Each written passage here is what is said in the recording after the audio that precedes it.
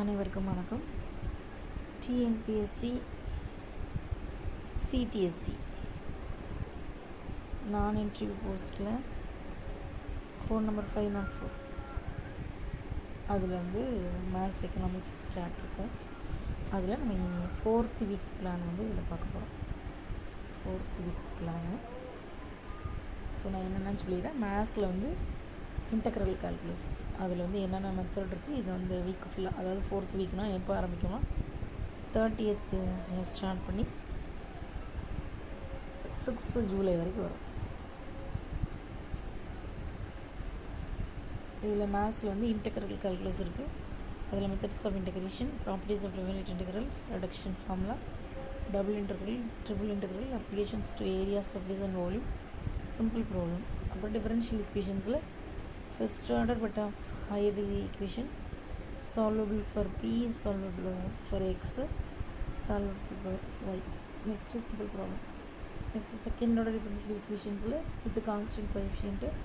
அப்புறம் particular integral வந்து இந்த இதுக்கெல்லாம் பர்டிகுலர் இன்டெக்ரல் பார்க்கணும்.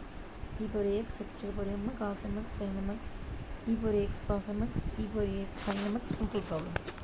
ஸோ சிடிஎஸ்சியை பொறுத்த வரைக்கும் நம்ம ஸ்டாட் படித்தவங்க எழுதுவாங்க, மேத்ஸ் படித்தவங்க எழுதுவாங்க, எக்கனாமிக்ஸ் படித்தவங்க எழுதுவாங்க அப்படிங்கிறதுனால ரொம்ப டெப்த்தாக இருக்கும் அப்படின்னு சொல்ல முடியாது. ஆனால் பேசிக் ரிசல்ட் எல்லாமே மெமரைஸ் பண்ணிட்டு சிம்பிள் ப்ராப்ளம் போட்டு பார்த்தோன்னா ஈஸி. அதே மாதிரி லாஸ்ட் ஒரு 1 வீக் வந்து ப்ரீவியஸ் இயர் கொஸ்டின்ஸ் எல்லாமே பார்த்துட்டோன்னா அதுவே வந்து எனஃப். ஏன்னா மேத்ஸ் படித்தவங்க ஸ்டாட் எக்கனாமிக்ஸ் எழுதணும். இப்போ எக்கனாமிக்ஸ் படித்தவங்களும் மேத்ஸ் ஸ்டாட் படிக்கணும். ஸோ அவங்க மேத்ஸில் வந்து பிஎஸ்சி மேத்ஸ் அளவுக்குலாம் படிக்க முடியாது. அதனால் ரிசல்ட் ஓரியன்டட், அப்புறம் சிம்பிள் ப்ராப்ளமாக தான் இருக்கும்.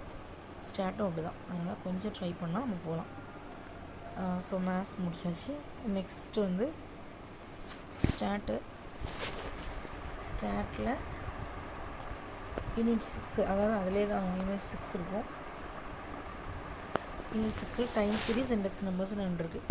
டைம் சீரீஸில் என்னென்ன காம்போனன்ட்ஸு, அப்புறம் டிட்டர்மினன்ஸ் ஆஃப் ட்ரெண்ட், அதில் moving average, linear trend by LSC இது பார்க்குறோம். அடுத்து இண்டெக்ஸில் சிம்ப்ளெக்ஸ் இண்டெக்ஸ் நம்பரை வந்து எப்படி கன்ஸ்ட்ரக்ட் பண்ணுறது அப்படிங்கிறது. அடுத்து வந்து weighted cost of living index நம்பரை எப்படி பண்ணணும் அப்படிங்கிறது ஸ்டாட்டில். நெக்ஸ்ட்டு எக்கனாமிக்ஸில் வந்து 10th யூனிட்டு இந்திய பொருளாதாரத்தில் மக்கள் தொகை அப்படின்னு ஒரு ஹெட்டிங் இருக்கும். அது மட்டும் மக்கள் தொகை மட்டும் இந்த வீக் நம்ம தரவாக படித்தா போதும். நான் முடிஞ்சால் இதுக்கு வேர் டு ஸ்டடி வந்து நான் அப்புறமா ஆட் பண்ணுறேன்.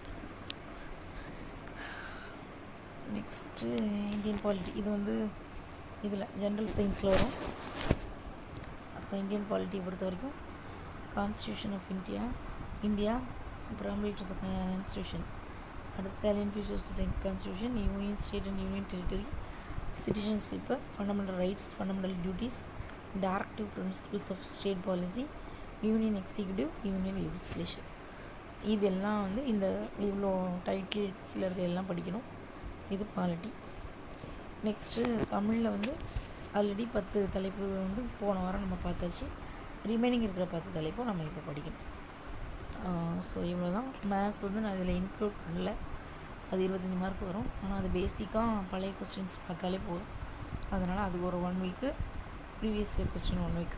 ஸோ 1 வீக்கில் அந்த 2 முடிச்சுக்கலாம் அப்படின்னு சொல்லி தான்